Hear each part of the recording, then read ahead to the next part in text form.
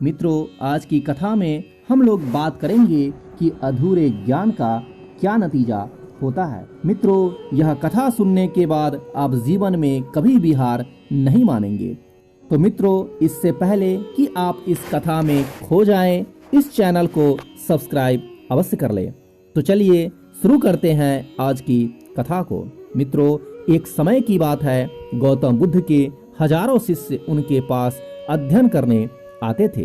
गौतम बुद्ध से जब भी कोई ज्ञान प्राप्त कर लेता था तो उसे किसी दिशा में भेज दिया जाता था, जागरूक करने तथा शिक्षा देने के लिए। उसी आश्रम में बुद्ध का एक शिष्य बुद्ध के आश्रम में लगभग 6 सालों से था। वह शिष्य महात्मा बुद्ध के पास आया और बुद्ध से कहा, मुझे यहाँ आए लगभग 6 साल बीत चुके हैं। मेरे बाद कितने शिष्य यहाँ पर आए, उसमें से सभी शिष्य को आपने ज्ञान देने के लिए किसी न किसी दिशा में भेज दिया, लेकिन मुझे अभी तक नहीं भेजा। आखिर ऐसा क्यों?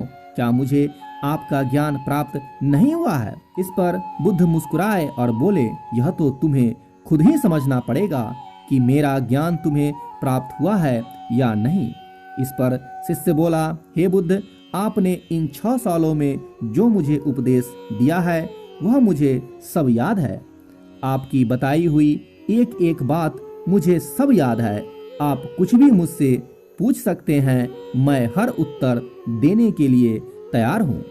आप मुझे एक मौका तो दे ताकि मैं किसी भी दिशा में जाकर लोगों को अपने ज्ञान के बारे में बता सकूं। इस पर बुद्ध ने बोला कि ज्ञान की बात को याद रखने से कोई फायदा नहीं जब तक तुम उस आदत को खुद नहीं अपनाओगे। शिष्य ने कहा, जो भी हो, कृपया मुझे एक मौका जरूर दे।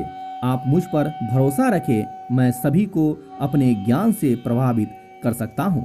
मैं लोगों को ऐसी बातें बता सकता हूँ जिससे लोगों के जीवन में शांति आ जाएगी और वह अपना शांतिपूर्ण जीवन जी पाएंगे।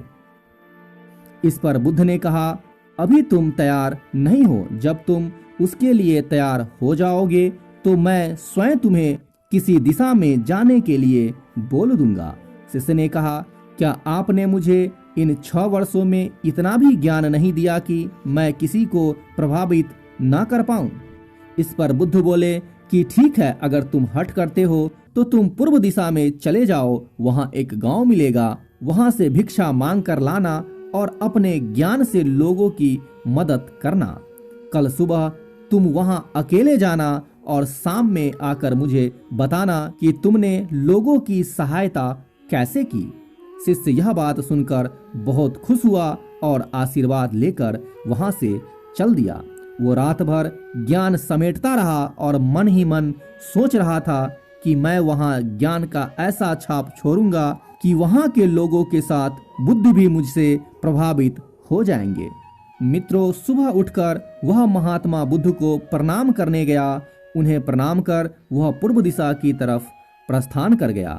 शाम को जब वह वापस आया तो बुद्ध ने देखा कि शिष्य के माथे पर चोट लगी है और खून बह रहा है। इस पर बुद्ध ने उसे पट्टी की और पूछा, हे शिष्य, तुम्हें चोट कैसे लगी? इस पर शिष्य ने कहा, हे बुद्ध, वहाँ के लोग बहुत ही दुष्ट हैं, उन्हें जरा भी बुद्धि नहीं है। मैं उस गांव में भिक्षा लेने गया पर किसी ने मुझे भिक्षा नहीं दी, सब मुझे वहाँ गालियाँ दे रहे थे। एक व्यक्ति ने भिक्षा तो दी थी लेकिन नीचे फेंककर और कहा, इसे उठा लो। मैंने उन्हें काफी समझाया लेकिन मेरी बात सुनने को वह तैयार नहीं थे। उन्होंने मेरे साथ हाथापाई की जिससे मुझे चोट लग गई। बुद्ध, आप मुझे दूसरी जगह भेजिए जहाँ के लोगों में ज्ञान हो, वो इस तरह न हो। मित्रों, बुद्ध शिष्य की बात सुनकर मुस्कुराए और बोले, अगर दूसरे गांव में भी ऐसे ही गांव के लोग होंगे तब तुम क्या करोगे? शिष्य ने कहा, हे बुद्ध, मैं ऐसे लोगों को कोई ज्ञान नहीं दे सकता। वह लोग अज्ञानी हैं, उन्हें कौन समझाए? इस पर बुद्ध ने कहा, वह लोग अज्ञानी नहीं हैं बल्कि ज्ञानी हैं। उनके पास बहुत ज्ञान है परंतु उनके पास खुद का ज्ञान है। अगर तुम किसी दूसरे के ज्ञान को चोट पहुंचाओगे तो वह तो तुम्हें कुछ करेगा। तुम्हें ऐसे लोग हर जगह मिलेंगे, तब तुम अपना ज्ञान उन्हें कैसे बांटोगे? बुद्ध ने कहा, आज तुम आराम करो, कल शाम को मेरे पास आना। शिष्य बुद्ध को प्रणाम करके चला गया। अगली शाम जब वह वापस बुद्ध के पास आया, तब वहां बुद्ध के एक और शिष्य मौजूद थे। उनके हाथ में भी चोट लगी हुई थी। बुद्ध ने शिष्य के हाथ पर चोट देख उस पर पट्टी की और उससे पूछा कि हे शिष्य, तुम्हें यह चोट कैसे लगी?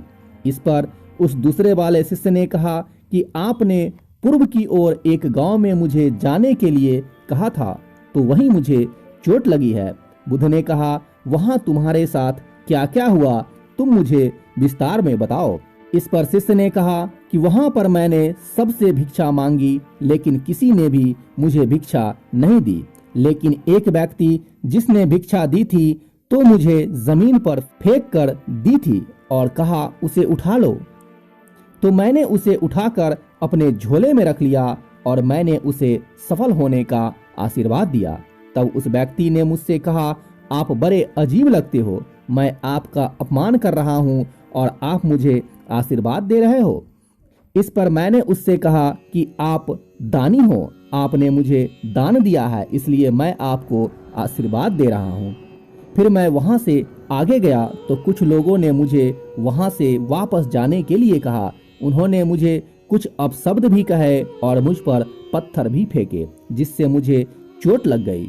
और जब मैं वापस आ रहा था तब रास्ते में मैंने एक माँ को बहुत रोते हुए देखा। वह अपने बीमार बच्चे को लेकर अत्यंत चिंतित थी।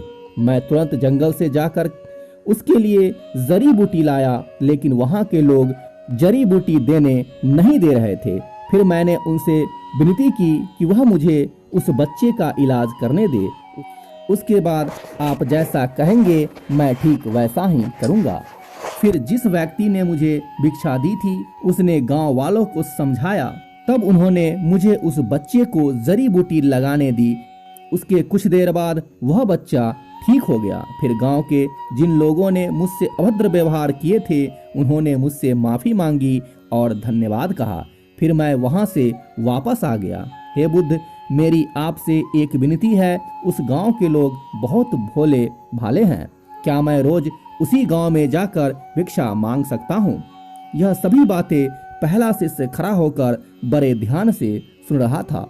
उसने यह सुनते ही बुद्ध के चरणों में गिर गया और कहा कि हे बुद्ध, मैं समझ गया हूँ कि अभी मैं उस लायक नहीं हूँ कि मैं दूसरों को ज्ञान दे सकूं।